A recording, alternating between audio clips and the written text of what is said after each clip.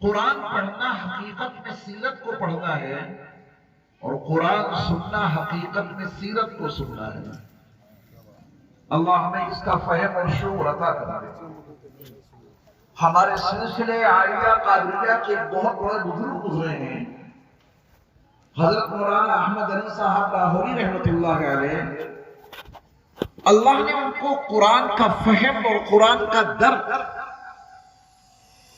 اس اعلیٰ درجے پہ عطا کیا تھا کہ آپ کے دور کے بڑے بڑے علماء، مفسرین اور محدثین آپ کی خدمت میں فہم قرآن کے لیے حاضری دیتے تھے، قرآن سمجھنے کے لیے۔ حضرت مولانا احمد علی صاحب لاہوری رحمۃ اللہ علیہ فرماتے ہیں کہ اگر میں اسٹیشن پر پلیٹ فارم پر موجود ہوں اور ٹرین آ جائے اور میں ٹرین پہ چڑھنے لگوں، اس حالت میں اگر کوئی شخص مجھ سے یہ پوچھے کہ پورے قرآن کا خلاصہ کیا ہے، تو میں ٹرین پہ چڑھتے چڑھتے اس کو پورے قرآن کا خلاصہ بتا دوں گا، پورے قرآن کا خلاصہ۔ بڑی تعجب خیز بات ہے، قرآن مقدس جو 30 پاروں پر مشتمل ہے، جس میں 114 سورتیں ہیں، 540 رکوعات ہیں اور 6000 سے زائد آیتیں ہیں، اس پورے قرآن کا خلاصہ ایسی ہمہ ہمی کے ماحول میں، ہاتھ میں سامان ہے، ٹرین آ چکی ہے، بیٹھنا ہے، سیٹ لینا ہے، اور ٹرین پہ چڑھتے چڑھتے اگر کوئی یہ پوچھے کہ پورے قرآن کا خلاصہ کیا ہے، حضرت لاہوری علیہ الرحمہ فرماتے ہیں کہ میں اس کو ٹرین پہ چڑھتے چڑھتے پورے قرآن کا خلاصہ سمجھا دوں گا۔ دیکھیے، بیان کے دوران نہ میں کچھ کھاتا ہوں، نہ کسی کو کھانے دیتا ہوں، نہ کچھ پیتا ہوں، نہ کسی کو پینے دیتا ہوں، اور یہ بات غلط کیوں نہیں؟ آپ تمام حضرات تعلیم یافتہ ہیں، مدرسوں میں، اسکولوں میں، کالجوں میں، یونیورسٹیز میں آپ نے تعلیم حاصل کی ہے۔ آپ بتائیں اپنی طالب علمی کے دور میں کیا کبھی آپ نے کوئی ایسی بھی کلاس دیکھی ہے کہ لیکچرر لیکچر دے رہا ہو، پروفیسر خطاب کر رہا ہو، استاد سبق کی تشریح کر رہا ہو، اور اس دوران طلبہ کے بیچ کھانے پینے کا کوئی ماحول چلے؟ کوئی کلاس دیکھی ہے آپ نے ایسی؟ یہ ہماری اور آپ کی بدعتیں ہیں جو ہم نے اور آپ نے ایجاد کر دی۔ اسٹیج پر بھی کھانا پینا چلتا ہے اور مجمع میں بھی چلتا ہے، یہ ہماری اور آپ کی بدعتیں، انہیں ختم کرنا پڑے گا۔ یہ درس قرآن ہے، قرآن کے موضوع پہ، نبی کی سیرت کے موضوع پہ ایک لیکچر ہے، تو کیسے آپ کو اجازت مل جائے گی کہ آپ اس کے دوران کچھ کھائیں پیئیں؟ برا نہ مانیے گا، یہ میری ذمہ داری تھی جو میں نے آپ کے لیے عرض کر دی۔ اس ماحول کو، کھانے پینے کے ماحول کو، خاص اجلاس کے دوران بالکل ختم کیجیے اس کو۔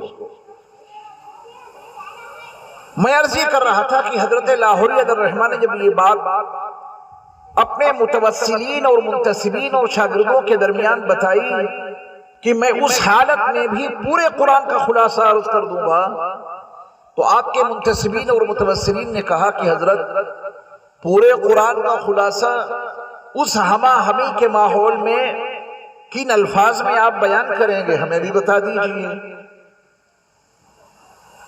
توجہ سے سنیے گا، اگر آپ نے خلاصہ سمجھ لیا تو سمجھ لیجئے کہ آپ نے پورے قرآن کا مفہوم حضرت لاہوری کی زبان میں اپنے ذہنوں میں آپ محفوظ کرنے والے بن جائیں گے انشاءاللہ۔ ایک مرتبہ ذرا یہ کہہ کے بتائیے، سبحان اللہ۔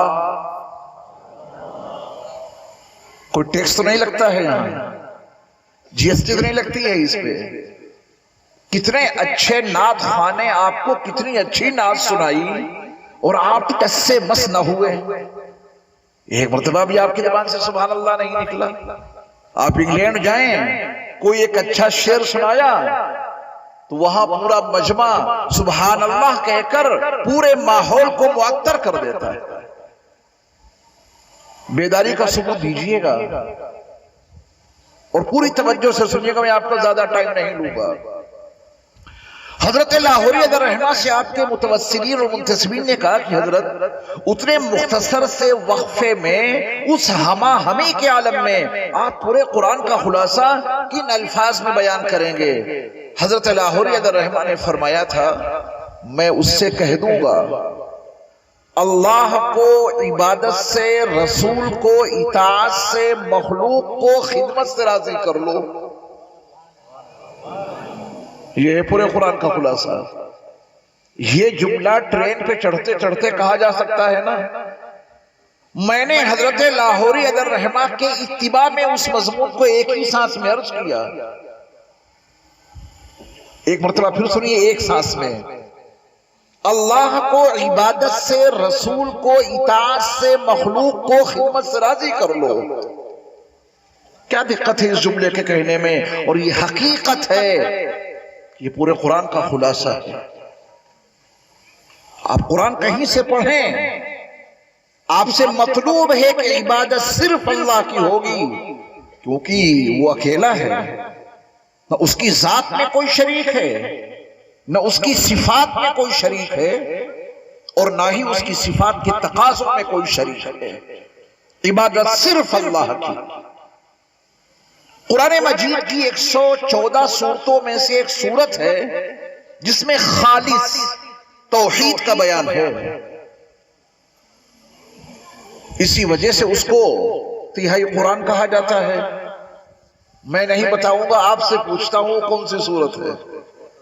ماشاءاللہ، سورہ اخلاص۔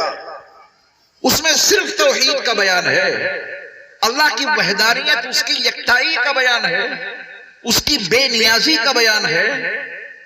اس نے کسی کو نہیں جنا، وہ کسی سے نہیں جنا گیا۔ اس کی عظمتوں کا اعتراف ہے، اس کا کوئی ہمسر نہیں، اس کا کوئی برابر نہیں۔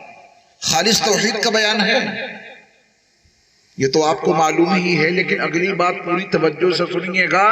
اس صورت میں توحید کا بیان بعد میں ہے، رسالت کا بیان پہلے ہے۔ ابھی بھی آپ خاموش بیٹھے ہیں۔ اس صورت میں توحید کا بیان بعد میں ہے، جس کے بارے میں آپ کا یہ کہنا ہے کہ یہ وہ صورت ہے جس میں خالص توحید کا بیان ہے، یقیناً توحید کا بیان ہے، لیکن اس صورت میں توحید کا بیان بعد میں ہے، رسالت کا بیان۔ قل، میرے محبوب آپ کہہ دیجئے، اللہ اکبر۔ اہل علم تو اس سے حقیقت سے واقف ہیں، آپ بھی واقف ہو جائیے۔ کسی مضمون کو مدلل کرنے کے لیے جو دلائل دیے جاتے ہیں، ان میں سے ایک دلیل کا نام ہے دلیل خطابی۔ بات کہہ کون رہا ہے، اس سے بات میں وزن پیدا ہوتا ہے۔ ایک عام بات کوئی شخص کہے، عام انسان کہے، وہی بات کوئی بہت بڑا آدمی کہے، دونوں باتوں کے وزن میں فرق ہوگا۔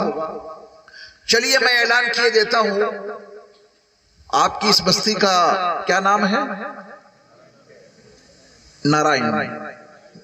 نارائن کھیڑ۔ میں اعلان کیے دیتا ہوں، آج سے پہلی تاریخ ہے، نارائن کھیڑ جو بستی ہے، پوری بستی والوں کے لیے بجلی فری۔ میرے اس اعلان کی کوئی اہمیت ہوگی آپ کے نزدیک؟ اور یہ اعلان کر کے میں چلا جاؤں اپنے دلی جہاں سے آیا ہوں، کوئی اہمیت ہوگی اس کی؟ اور یہ تلنگانہ میں آتا ہے، یہ ہے نا؟ یہی بات کہ نارائن کھیڑ کی بستی کے لیے بجلی فری، یہاں کے وزیر اعلیٰ یہ اعلان کر دیں، بات وہی جو میں نے کہی، بڑی اہمیت ہو جائے گی نا آپ کے لیے، بلیوں اچھلنے لگیں گے آپ۔ کتنا اچھا اعلان ہے۔ وہی جملہ میں کہوں تو کوئی تاثیر نہیں، کوئی وزن نہیں، وہی بات یہاں کے وزیر اعلیٰ کہیں، وزن ہے نا۔ اس کا نام ہے دلیل خطابی۔ بات کہہ کون رہا ہے، بات کر کون رہا ہے، اس سے وزن بڑھتا ہے نا۔ جب آپ قرآن کا مطالعہ کریں گے، جہاں کہیں بھی قل آئے گا، آپ کو یہی مضمون دکھائی دے گا کہ جس مضمون کو امت کو، اہل مکہ کو سمجھانے کے لیے بڑی دشواریاں کا سامنا کرنا پڑ رہا تھا، اللہ نے ان تمام مقامات پر ان مضامین کو سمجھانے کے لیے اپنے نبی سے کہا ہے کہ آپ کہیے، ورنہ قرآن تو سارا ہے ہی اللہ کا، اس میں قل کہنے کی کیا ضرورت ہے؟ الحمدللہ رب العالمین اللہ کا کلام ہے۔ اللہ احد هو اللہ احد یہ بھی اللہ کا کلام ہے۔ الف لام میم ذالک الکتاب لا ریب فیہ اللہ کا کلام ہے۔ هو اللہ احد بھی اللہ کا کلام ہے۔ اگر الحمدللہ رب العالمین سے پہلے قل نہیں تو هو اللہ احد سے پہلے بھی قل نہیں ہونا چاہیے تھا۔ آپ کہیں ضرورت کیا ہے اس کی جب سارا کلام اللہ کا ہے؟ ضرورت کیوں پیش آئی کہ 360 معبودوں کے پجاریوں کو وحدانیت سمجھانا ذرا مشکل کا کام ہے۔ 360 معبودوں کے سامنے جو لوگ اپنی پیشانیوں کو جھکا کر ان کی عبادت میں مصروف عمل رہتے ہوں، ان کو وحدانیت کا مضمون سمجھانا بڑا مشکل تھا، کیونکہ کوانٹیٹی کے بالمقابل کوالٹی سمجھانا بڑا مشکل کام ہے۔ ان کی سمجھ میں یہ بات نہیں آ رہی تھی کہ ہمارے بہت سارے کام 360 معبودوں کی پوجا سے بھی نہیں بنتے ہیں، تو ہمارے وہ کام محمد کا اکیلا معبود کیسے پورا کر دے گا؟ ان کو کوالٹی نہیں معلوم تھی۔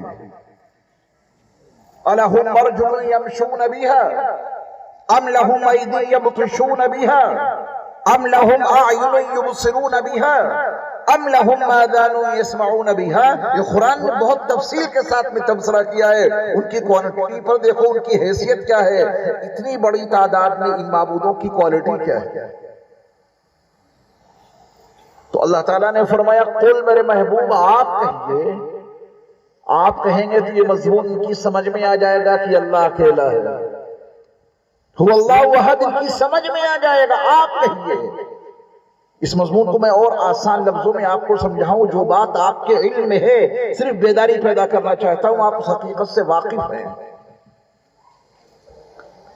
آپ علیہ السلام کی 3 سالہ خفیہ دعوت کا دور، آپ کی زندگی جو مکہ المکرمہ میں 13 سال آپ نے گزاری ہے، اس 13 سالہ پیغمبرانہ مکی زندگی کے ابتدائی 3 سال خفیہ دعوت کا دور ہے، اور 3 سال کے بعد علی اعلان دعوت کا دور۔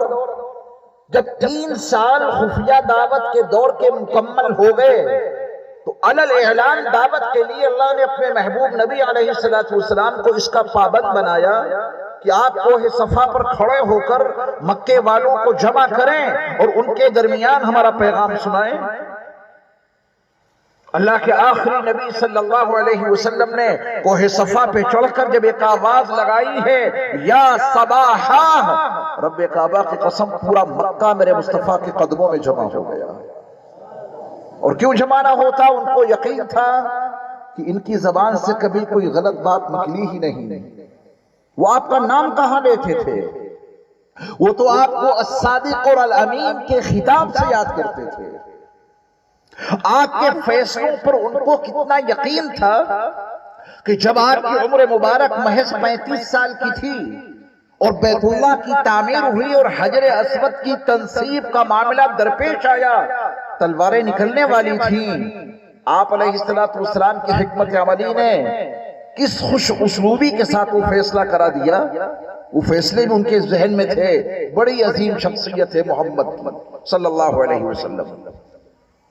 اور سیرت کی کتابوں میں لکھا ہے کہ جو لوگ اپنی بیماری کی وجہ سے حضرت محمد صلی اللہ علیہ وسلم کے پاس کوہ صفا کے قریب پہنچنے کے قابل نہیں تھے، انہوں نے اپنے غلاموں کو بھیجا، جاؤ سن کر کے آؤ کہ آج الصادق الامین کہنا کیا چاہتے ہیں۔ پہلی بار لوگوں کو جمع کرنے کے لیے دعوت دی ہے انہوں نے۔ تو آپ کے علم میں یہ بات یقیناً ہوگی، آپ علیہ السلام نے ان کو اللہ کا پیغام بعد میں سنایا ہے، پہلے اپنی شخصیت ان کے سامنے پیش کی تھی۔ اگر تم سے میں یہ کہوں کہ اس پہاڑ کے دامن میں ایک لشکر موجود ہے جو عن قریب تمہارے اوپر حملہ کرنے والا ہے، کیا تم میرے اس بیان کی تصدیق کرو گے؟ اپنے آپ کو پہلے پیش کیا۔ جب آپ علیہ السلام نے اس موقع پہ اپنے آپ کو پہلے پیش کیا تو ظاہر بات ہے کہ اس میں قوت خطاب، دلیل خطابی کو مقدم رکھنا تھا۔ پہلے ان کو سمجھو، اگر یہ سمجھ میں آگے تو اللہ سمجھ میں آئے گا۔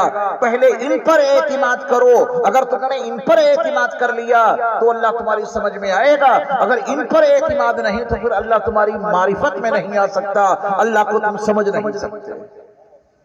اور اللہ جزائے خیر عطا فرمائے امام المحدثین سیدنا امام بخاری علیہ الرحمہ کو کہ انہوں نے تو کتاب الایمان سے پہلے ایک کتاب قائم کر دی، ایک بڑا اہم چیپٹر اور بڑا اہم باب قائم کر دیا۔ ہماری اور آپ کی عقل کی رسائی تو یہیں تک ہے، سب سے مقدم ایمان، اس کے بعد اعمال، اور ان اعمال میں سب سے مقدم عمل نماز، یہی تو معلوم ہے نا۔ عمل کے اوپر ایمان، اس کے اوپر بھی کچھ معلوم ہے؟ نہیں معلوم ہے۔ پہلے ایمان، اس کے بعد اعمال۔ امام بخاری علیہ الرحمہ کے جو ابواب اور تراجم ہیں ان کی بڑی اہمیت ہے۔ آپ نے کتاب الایمان سے پہلے جو باب قائم کیا، وہ 7 حدیثیں اس باب کے تحت میں آپ نے ذکر فرمائی ہیں۔ وہ باب دیکھیں، باب کیف کان بدء الوحی الی رسول اللہ صلی اللہ علیہ وسلم، اللہ کے رسول علیہ السلام پر وحی کا نزول کیسے ہوا، کیفیات کیا رہی۔ جب تک آدمی نظام وحی کو تسلیم نہیں کرے گا اس کا ایمان معتبر نہیں ہو سکتا۔ ایمان سے بھی پہلے وحی کے نظام کو تسلیم کرنا ضروری ہے، تبھی وہ ایمان کے قابل ہو سکتا ہے۔ سرور کائنات صلی اللہ علیہ وسلم نے اپنی شخصیت کو پہلے پیش کیا تو یہ بات واضح ہو گئی کہ سورہ اخلاص میں یقیناً توحید کا مضمون موجود ہے، اس میں شک اور شبہ کی کوئی گنجائش نہیں، لیکن اللہ نے اپنی توحید اپنے آخری نبی حضرت محمد صلی اللہ علیہ وسلم کی زبانی یہ کہہ کر بیان کروائی، قل هو اللہ احد، میرے محبوب نبی آپ کہہ دیجئے۔ تو جب آپ قل پڑھیں گے تو نبی یاد آئیں گے کہ نہیں؟ بولیں، یاد آئیں گے نا؟ اور یہی سورت آپ نے نماز میں پڑھی، قل هو اللہ احد، تو قل کہنے پر نبی یاد آئیں گے کہ نہیں یاد آئیں گے؟ نماز ہوگی؟ کیوں نہیں ہوگی؟ میاں جس نماز میں نبی یاد نہ آئے وہ نماز کیسے مکمل ہوگی؟ آپ قل کہیں اور نبی یاد نہ آئے تو کون یاد آئے گا؟ السلام علیکہ ایھا النبی آپ پڑھیں، نبی یاد نہیں آئیں گے تو کون یاد آئے گا؟ اللہم صلی علی محمد آپ پڑھیں اور محمد آپ کو نماز میں یاد نہ آئے تو کون یاد آئے گا؟ سبحان الذی اسریٰ بعبدہ لیلا من المسجد الحرام الی المسجد الاقصی، آپ یہ آیت نماز میں پڑھیں یا سنیں اور نبی کا سفر معراج یاد نہ آئے تو کون یاد آئے گا؟ یاد آئے گا نا؟ یہ نسبت ہماری طرف بالکل غلط ہے کہ ان لوگوں کا یہ عقیدہ ہے کہ میاں نبی کا نماز میں خیال آ جائے تو نماز نہیں ہوگی۔ یہ انتساب بالکل غلط ہے، جو لکھا ہے وہ سمجھے نہیں اور جو سمجھے ہیں وہ لکھا نہیں۔ یاد رکھیں گے، جو لکھا ہے وہ سمجھے نہیں تو الزام لگا دیا، جو کچھ انہوں نے سمجھا ہے واللہ ہماری کتابوں میں نہیں لکھا ہے۔ آج کے سبق میں اتنا یاد رکھیے گا، نبی علیہ السلام کا سفر معراج سمجھ میں نہیں آئے گا تو کیا آئے گا جب آپ اس آیت کو پڑھیں گے؟ قبضہ تیری پرچھائی کا بینائی پر ادراک پر، قبضہ تیری پرچھائی کا بینائی پر ادراک پر، پیروں کی جنبش خاک پر اور آہٹیں افلاک پر، گرد سفر تاروں کی زو، گرد سفر تاروں کی سو۔ جب ہماری اور آپ کی سواریاں چلتی ہیں تو گرد و غبار اڑتا ہے۔ جب میرے مصطفیٰ کی سواری سفر معراج میں جا رہی تھی تو رب کعبہ کی قسم ستارے روشنی بکھیر رہے تھے۔ قبضہ تیری پرچھائی کا بینائی پر ادراک پر، پیروں کی جنبش خاک پر اور آہٹیں افلاک پر، گرد سفر تاروں کی زو، مرکب براق تیز رو، سائیں جبریل امین یا رحمت للعالمین صلی اللہ علیہ وسلم۔ تو حضرت مولانا احمد علی صاحب لاہوری علیہ الرحمٰن نے یہ کتنا قیمتی جملہ فرمایا کہ اگر میں ٹرین پہ چڑھ رہا ہوں اور ٹرین پہ چڑھتے چڑھتے مجھ سے کوئی پورے قرآن کا خلاصہ سمجھنا چاہے تو میں اسی وقت اس کو سمجھا دوں گا۔ متوسلین اور منتسبین نے کہا کہ حضرت پورے قرآن کا خلاصہ آپ کن لفظوں میں بیان کریں گے؟ یہ تو بڑا تعجب خیز مسئلہ ہے کہ اتنے مختصر وقت میں اس ہمہ ہمی کے عالم میں آپ پورے قرآن کا خلاصہ بتائیں گے۔ تو حضرت نے فرمایا کہ میں یہ کہہ دوں گا، اللہ کو عبادت سے، رسول کو اطاعت سے، مخلوق کو خدمت سے راضی کر لو، یہ ہے پورے قرآن کا خلاصہ۔ یاد کر لیا آپ نے؟ یاد ہو گیا تو پھر اگلے مرحلے چلتے ہیں ہم۔ قرآن کی ایک آیت ہے فَلْيَنْظُرِ الْإِنسَانُ مِمَّ خُلِقَ، یہ قرآن کی دعوت ہے۔ ہر انسان کو اس بات پہ غور کرنا چاہیے کہ وہ کس چیز سے پیدا کیا گیا ہے۔ یہ دعوت مسلمانوں اور ایمان والوں کے لیے ہی نہیں، یہ دنیا کے تمام انسانوں کو دعوت دی ہے ہمارے اللہ نے قرآن میں۔ فَلْيَنْظُرِ الْإِنسَانُ مِمَّ خُلِقَ، ہر انسان کو اس بات پہ غور کرنا چاہیے کہ وہ کس چیز سے پیدا کیا گیا ہے۔ دعوت قبول ہے، اللہ نے دعوت دی ہے، وہ قبول کر لی ہے، تو آج رات میں یہ کام کرنا، تنہائی میں بیٹھ کر اپنے وجود پر ایک نگاہ دوڑانا اور پھر یہ سوچنا کہ ہمارا 5، 5.5 یا 6 فٹ کا یہ وجود بنا کس چیز سے ہے، غور کرنا پڑے گا جب اللہ کی دعوت ہے۔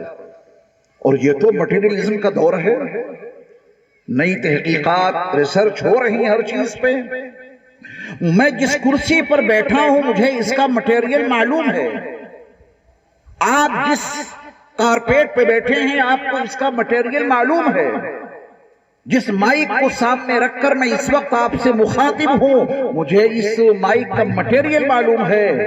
مٹیریلزم کے اس دور میں قرآن کی اس دعوت کی بڑی اہمیت بڑھ جاتی ہے۔ فَلْيَنْظُرِ الْإِنسَانُ مِمَّ خُلِقَ، ہر انسان کو اس بات پہ غور کرنا چاہیے وہ پیدا کس چیز سے ہوا، اس کا مٹیریل معلوم ہے، اس ڈائس کا مٹیریل معلوم ہے، اس شامیانے کا مٹیریل معلوم ہے، اپنے کپڑوں کا مٹیریل معلوم ہے۔ تو قرآن کا یہ کہنا ہے جب تمہیں ہر چیز کا مٹیریل معلوم ہے تو ذرا اپنے مٹیریل پہ غور کرو، تمہیں کس چیز سے پیدا کیا گیا۔ کریں گے غور انشاءاللہ؟ اس غور کے لیے میں آپ کو رسول علیہ السلام کی مکی زندگی کا وہ قرآنی واقعہ سنا دوں تاکہ اس مضمون پہ غور و فکر کرنے کی آپ کے اندر مزید قوت پیدا ہو جائے۔ سرور کائنات صلی اللہ علیہ وسلم کی مکی زندگی ہے، اور مکی زندگی میں آپ علیہ السلام کو حیات بعد الممات، مرنے کے بعد دوبارہ زندہ ہونے کا عقیدہ یہ سمجھانا بہت مشکل تھا۔ جب کبھی آپ ان کو حیات بعد الممات، مرنے کے بعد تمہیں زندہ کیا جائے گا، یہ عقیدہ بتاتے تو کہتے مجنون ہو گئے ہیں، مجنون، یہ دیوانے ہیں، دیوانے، کیسی بات کرتے ہیں؟ جب ہم مر جائیں گے، مٹی میں رل مل جائیں گے، ہمارے وجود کے تانے بانے بکھر جائیں گے، تو ہمیں دوبارہ زندہ کیا جائے گا، یہ کیسے ممکن ہے؟ یہ ناممکنات میں سے ہے۔ آپ کو مجنون اور دیوانہ ٹھہرایا انہوں نے۔ آپ علیہ السلام کی بارگاہ میں عاص بن وائل بطحاء مکہ کے قبرستان سے ایک بوسیدہ ہڈی، کسی مرے ہوئے انسان کی بوسیدہ ہڈی لے کے آیا، اور اس ہڈی کو بارگاہ مصطفیٰ میں لا کر اپنی چٹکی سے مسل دیا عاص بن وائل نے۔ اور عاص بن وائل کو جانتے ہیں آپ؟ فاتح مصر عمرو کے والد ہیں یہ عاص بن وائل۔ عمرو بن عاص کا نام سنا ہوگا، جنہوں نے مصر کو فتح کیا ہے۔ باپ کا یہ حال ہے اور بیٹا فاتح مصر ہے، نبی کا غلام۔ ایک مرتبہ درود پاک پڑھ لیں۔ اللہم صلی علی سیدنا مولانا محمد وعلی آل سیدنا مولانا محمد مبارک وسلم۔ جب درود پڑھا جاتا ہے تو رحمتوں کا نزول ہوتا ہے نا، تو تھوڑا سا انتشار میں محسوس کر رہا ہوں آپ کے ذہنوں میں، اور منتشر ذہنوں کے ساتھ قرآن کا درس آپ کی سمجھ میں کیسے آئے گا؟ تو درود پاک پڑھ لیا آپ نے، رحمتوں کا نزول ہوا اور وہ انتشار ختم ہو گیا۔ سرور کائنات صلی اللہ علیہ وسلم کی خدمت میں وہ بوسیدہ ہڈی لایا عاص بن وائل، اور اس بوسیدہ سی ہڈی کو چٹکی سے مسل کر عاص نے اس پہ پھونک ماری، اس کے باریک باریک ذرات کو فضا میں بکھیرا، اور پھر میرے مصطفیٰ سے پوچھا میں یحیی العظام وہی رمیم، آپ کہتے ہیں کہ انسانوں کو مرنے کے بعد دوبارہ اٹھایا جائے گا؟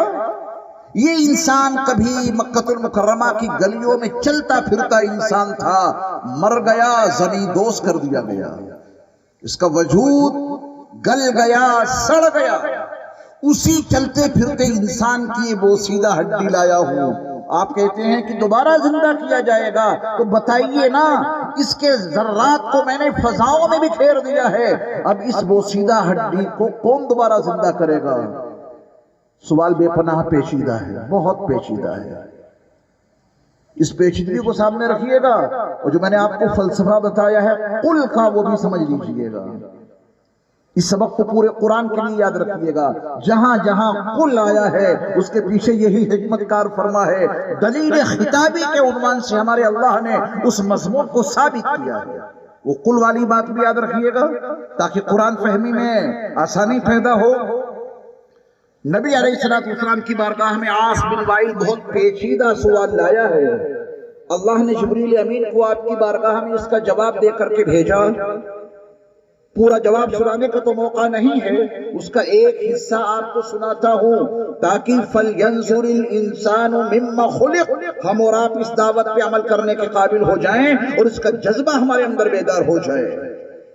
اللہ نے جواب بھیجا وَضَرَبَ لَنَا مَثَلًا وَنَسِيَ خَلْقًا، یہ ہمارے سامنے آ کر کے مثالیں بیان کر رہا ہے، مثالیں بتہائے مکہ کے قبرستان سے بوسیدہ ہڈی لے آیا، اس کو مسل کر اس کے ذرات کو فضاؤں میں بکھیرا، مثالیں بیان کر رہا ہے ہمارے سامنے، وَنَسِيَ خَلْقًا، اور اپنی پیدائش کو بھول بیٹھا۔